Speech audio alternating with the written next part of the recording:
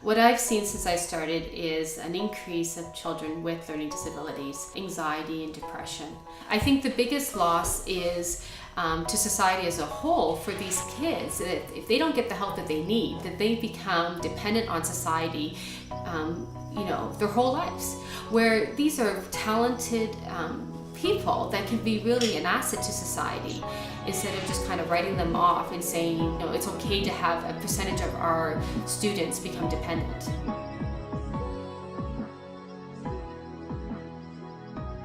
I see a real need for us as educators to help these kids overcome their learning disabilities and their mental illness.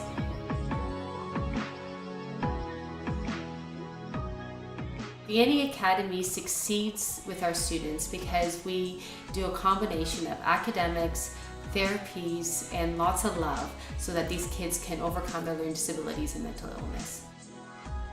A typical day at the Annie is the kids come all in at 8:45 and we start with the floor exercises, which the program we use is called Neurodevelopment Through Movement. That program will help increase processing speed, help the child have more control of their body so they're not so restless at the table. 1, 2, 3, explode. A lot of kids with learning disabilities have a car sickness. So this is to get the body used to movement, and it's amazing. Usually after a couple months, none of the car sickness anymore. After we do the floor exercises, we do a program called the Writing Eights.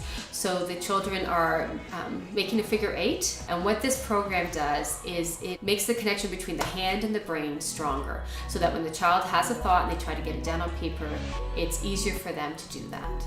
Then some of our students would do sound therapy. And then they do their regular academics for the rest of the day. At the Annie, we've had 4 students come to us that when they came, they were suicidal. And these are regularly normal kids, except they have learning difficulties. And because of the learning difficulty, they viewed themselves as being stupid, and they didn't like who they were anymore. And so it took a lot of coaching and love to convince them that no, they can learn and that they can be successful. At the Annie, we have a lot of hope about what we're doing. We see the success every day with the students that we're working with. We can save these kids, but we have to first recognize that there's a problem out there and we can't continue to deny it.